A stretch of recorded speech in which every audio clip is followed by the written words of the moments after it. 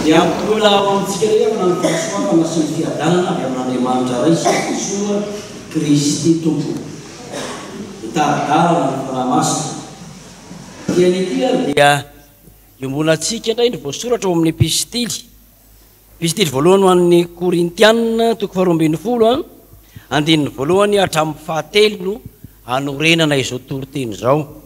Korintiana voalohany toko faharoambin'ny folo andininy voalohany hatramin'ny andininy fahatelo. Mamerina mamaky zany amin'ny anaran'i Jesosy isika. Ary ny amin'ny zava-panary rahalahy dia tsy tiako tsy ho fantatrareo. Fantatrareo fa fony jentlisy ianareo dia nentina tany amin'ny sampomona araka izay nitaomana anareo.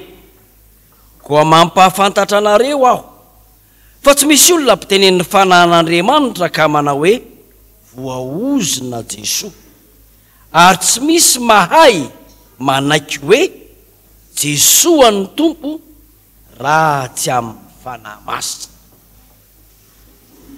Ny perikopantsika tamin'ny herin'ny androany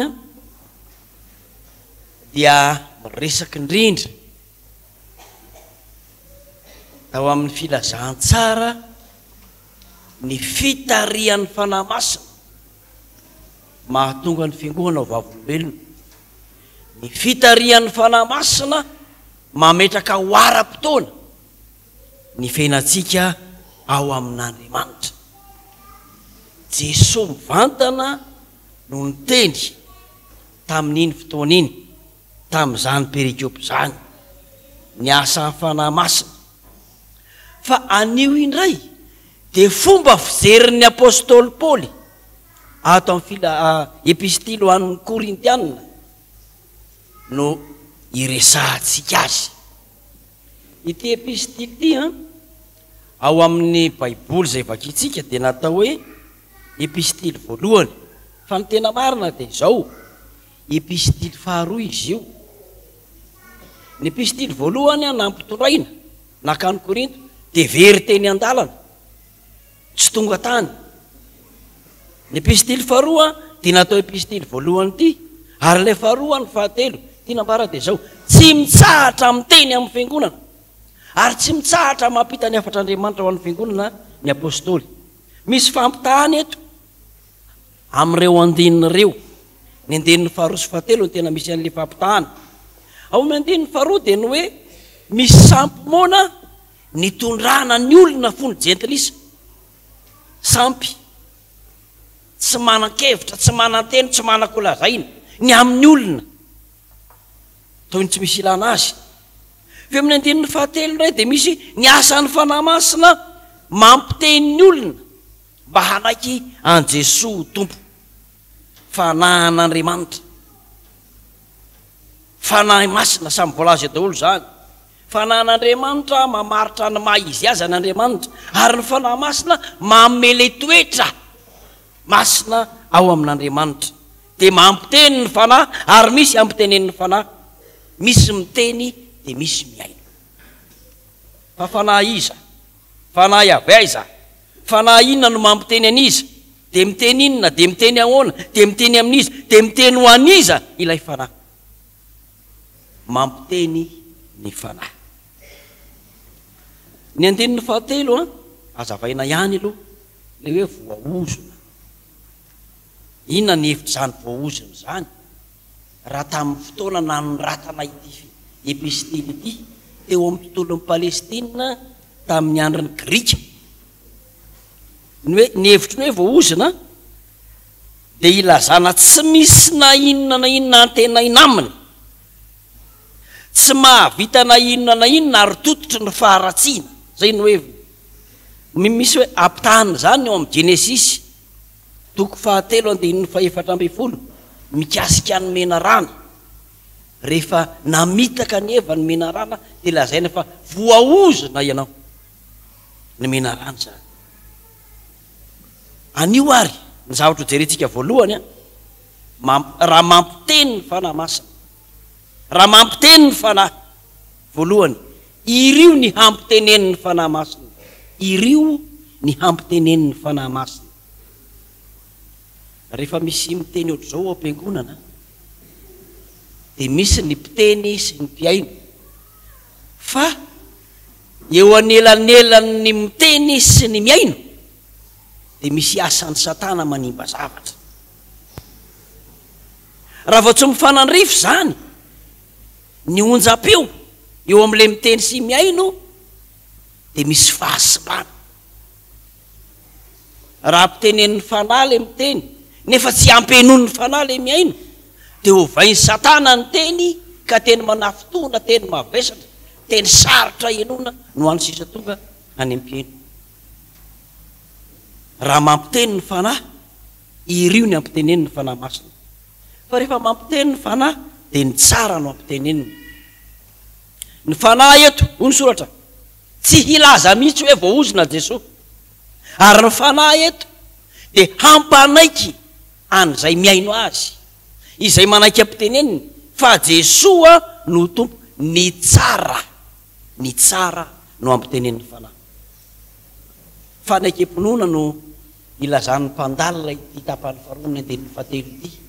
Tsy misy mahay manaiky Jesosy ny tompo raha tsy avy amin'ny fanahy masina. Fanaikam-pinoana teny avoaka mba ho henon'ny hafa, fa teny ihany koa hitsarana ny fisainan'ny tena ny amin'ny finoana na ao amin'ny Kristy na tsy ao amin'ny Kristy. Fa ny tsara dia mahatsapa ny hatsarana tapitrohatra ao amin'Andriamanitra, ary izay le hoe tsy hiteny mihitsy ny olona mpitenen'ny fanan'Andriamanitra ka ilaza fa voaozona Jesosy.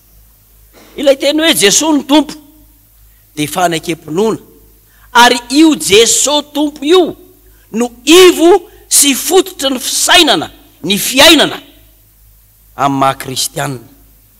Ka sady arahana miaina ilay Jesosy no tanjona tratrarina ihany koa. Mibaiko ny hevitra tapahina rehetra izy, mibaiko ny teny ampiasaina rehetra izy, mibaiko ny fifandraisana, ny zavatra hanina sy sotroina, mibaiko ny fidiram-bola, ny fampiasam-bola, ny toetra, ny toerana le baikony Jesosy rehefa Jesosy ny tompo. Ary zay le atao hoe fiainana kristianina. Efa niteny zany ve isika hoe Jesosy ny tompo? Valiny eny, fa eny hatraiza, heny tao amin'ny fo sa heny teo amin'ny molotra. Dia anontany hoe ny vavanao afaka azo antena ve ny vava hoe inona ry vavako, inona ny teneninao, ovina ianao ny teny azy. Fa raha naloatra avy eo am-po tokoa ilay nytenenin'ny vava dia Jesosy ny tompo. Fa raha tsy niloatra avy eo am-po ilay Jesosy tompo no tenenin'ny vava dia nampitenenin'ny fanahy inona ilay olona amin'izay fotoana izay. Miteny inona ary nampitenenin'ny fanahy inona. Ny malagasy dia mana fisainam-pahendrena hoe rehefa hiteny dia avadio impiry moa izy iny, impito. Le teny efa te hivoaka mafy, efa eo amolotra eo le teny, fa mbola hivadika impito vao avoaka. Tsy andrin'ny olona zany, anika misy ny miteniteny foana, teny tsy voadinika, teny tsy voahevitra, teny tsy voafakafaka. Fa raha mampiteny ny fanahy, irio ny ampitenen'ny fanan'Andriamanitra. Fa ny teny no milaza sy maneho ny eo am-po manontolo, ary ny teny no anehoana fa manana izany hevitra izany ny olona anankiray. Ka rehefa ny fanahy no mampiteny dia tsara ny avoakany, tsara ny fiainany, tsara ny fisehony, tsara ny fifandraisany, ary Andriamanitra no miara-dalana aminy. Iray izay. Fa faharoa ihany, mampiteny ny fanahy, fa izao miteny koa ny sampy-mona, miteny ny sampy-mona. Raha jery an'lery amin'ny filazantsaritsika teo Mateo 12:10 dia sady mona no marenina ilay demoniaka. Tsy miteny zany, tsy miteny izy, fa ny teniny raha miteny izy dia ny hoe voaozona Jesosy. satria izay manana ny fanan'Andriamanitra tsy teny mihitsy hoe voaozona Jesosy, koa izay tsy manana ny fanan'Andriamanitra dia toy ny miteny hoe voaozona Jesosy. Mona izy fa miteny ao amin'ny tontolo mpisainana, ao amin'ny tontolo mpinoana tsy hanekenan'i Jesosy Tompo, ao izy no mivazavaza, ao izy no mitabataba, ao izy no memenina, tsy afaka mangina satria tereniny falany devoly mba hanimba ny fiainan zanak'olombelona. Fa rehefa eny atrehan'i Jesosy kosa mangina izy, mona izy, satria tsy araka ny fanahy izay havoakany fa fanahiny devoly sampy mona ka tsy afaka hiteny alohan'i Jesosy izy. Nde atao hoe ny sampy dia fiainana tsy hanekenan'Andriamanitra, fiainana tsy hatahorana n'Andriamanitra, ary tena zava-doza, tena zava-doza raha misy olona baikony devoly, baikony sampy mona ka miteny na hoe sendra manadininy maha-olon'Andriamanitra azy izy dia ampiteneniny devoly. Manahoana no mety avoakany raha tesitra izy amin'izay? Manahoana no mety teny avoakany raha feno fankahalama izy amin'izay fotoana izay? Raha maneho fiatsaram-pelatsy izy amin'izao fotoana izay? Raha te handratra ny olona izay hanaovany valifaty izy, ratsy ny teniny satria devoly no mampiteny azy. Ary ninona teniteny foana dia tsisy fitarihan'ny fanahy masina ao aminy. Mety misaina hoe tsy heverina koa azy ny raindray hoe manohitra an'Andriamanitra izy eo amin'ny teniny, satria etika tairana, etika tezerana, tsy tarihiny fanahy, tsy ampiteneniny fanahy, fa ny teniny rehetra dia mampandositra an'Andriamanitra tsy ho akaikiny satria sampy mona no mampiteny azy. Raha ohatra tsy mbola nakombona riavana amin'ny baibolinao dia ao amin'ny mpitoro teny toko 10, 12, sy 13 misy tenin'Andriamanitra. Mpitoro teny toko 10, 12, sy 13 manao hoe soa ny teny aloky ny vava ny endry, fa ny molotry ny adala kosa mitelona ny tenany. Ny efiandohan'ny teny aloky ny vavany dia fahadalana, ary ny fiafaran'ny teniny dia fahaverezan-tsaina mampidoza rehefa ny sampy mona no mampiteny. Riavana malala ara-tantara, ny famboninn'ny fahalalana tamin'ny andron'ny Grika, tamin'ny andron'i Jesosy Kristy dia ny fahafehezana ny filozofia izay aseho amin'ny alalan'ny teny sy toetra. Ary Paoly apôstôly izay manoratra ity epistily ity dia anisan'izay nandalina mafy izany momba ny teny izany, ary zany mahatonga azy mampita amin'ny Korintianina izay jentilisa miova fo kristianina fa tokony ho tandremana ny teny aloky ny vava rehefa tonga kristianina, fa sady mandratra io no mety manasitrana koa, sady mamono io no mety mamelona koa. Ny zaza raha vao miana amin'ny teny, inona no tokony hanazarana sy tarihana ny molony, ary inona no ezana hampanalavirina ny vavany mba tsy ho teneniny raha vao miana amin'ny teny izy. Indray mantsy ny fahazarana mitarika makany amin'ny fahasimbana, ny tsy fiheverana. Indray ny ray aman-dreny mieritreritra hoe zaza miteny avy dia andaniko andro ny hampianatra azy. Fa raha ny tenin'ny sampy no sanatria tafiditra eo aminy izay sampy mona dia ho tafasaraka amin'ny fahasoavan'Andriamanitra sy ny fitarihan'ny fanahy izy, satria ny fahazarany hitaizany sainy sy ny fony ho amin'ny fiainana. Ny teny ravana dia fanaparitahana hevitra avoaka ho an'ny hafa, fa ny teny ihany koa dia ahafantarana ny toetra sy ny hevitra ilay miteny.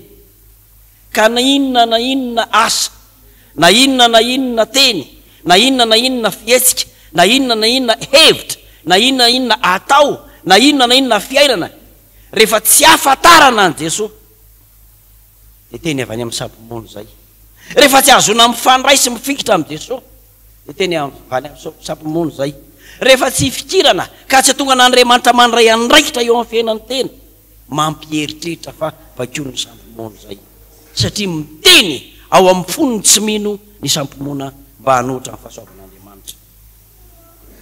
Lanjalanjahina ary eritreretina ary tarininina isika rehefa miteny sampomona sa ny fanahy masina. Inona no vokatry ny fitenenana teny anankiray amin'ny olona anankiray, na amin'ny sehatra anankiray, na amin'ny asa anankiray? Inona no mety ho vokany amin'ny ankehitriny tsy ny ho vokany mandrakizay? Fa ratsy ny fanan'Andriamanitra no mampiteny dia loza ny hafarana. Raha ny sampomona no mampiteny dia manala ny fiadanam-po rehetra sy mitarika makany amin'ny helo izany. Fa raha ny fanahy masina no mampiteny dia mahasetra ny zavatra rehetra sy mitondra makany amin'ny paradisa izany. Eny na dia ato am-piangonana aza. Manao ahoana? Mety misy ihany hoe ato ihany izy, miangona ihany izy, tonga ihany izy, tsy tapaka ihany izy, saingindrisy ny fontsy. Ankehitriny ilay Satana mitarika ny sampomona dia tena fetsy, feno filazantsara eran'ny tany rehetra. Tsy vitany intsony ny misakana ny olona tsy ho any am-piangonana. Dia zao reny ataony devoly, ampidiriny ao am-piangonana ihany le olona. Fa rehefa mandeha ny toriteny, asay mieritreritra bizinesy. Rehefa mandeha ny toriteny, asay mieritreritra fiainana, asay mieritreritra ny asa. Tsisy miditra ao anatin'ny sainy le toriteny, le tenin'Andriamanitra. Tonga ihany, nanatrika ihany, fa zero mivoaka ny fiangonana. Mampatsiaro an'ilay vavaka hoe aoko tsy ho tahaka ny dirana hitato ny ivoahana ihany. Fa raha nivoaka nahazo tokoa moa, zay ny tena tsara. Fa raha tsy mitovy, tena tsy mitovy tokoa, saingy ny teo ndray aza ny ala vao mainka zava-doza. Ato am-piangonana isika mivavaka, mahatsapa afakaikin'Andriamanitra, satria tafaombana amin'ny Kristy tarihy ny fanahy masina dia mahaiza mifidy. Raha mampiteny le fanahy inona no mampiteny, mahaiza mifidy. Tsy misy ny eo anelanelany ny hoe za eo anelanelan'ny fanahy masina sy ny sampomona, tsy misy izany. Fanahy tarihy ny fanahy, rehefa tsy matapa-kevitra tarihy ny fanahy dia tarihy ny sampomona. Ry havana malala, raha feziny leo dia izao, tsy afaka tsy hisy inona na inona isika, ary tsy afaka tsy hiteny na inona koa, satria tsika zanak'Andriamanitra nandray ny fanahy masina teo amin'ny batisa, dia aoka tokoa izay teny ny fanan'Andriamanitra no inona. Io ny tapaizana indrindra ambony indrindra, feno ny fanahy masina izay azony zaza voateraka hananana izany. N'Andriamanitra ny voninahitra, isika kosa anaky ny fampitenenan'ny fanahy masina. Amen.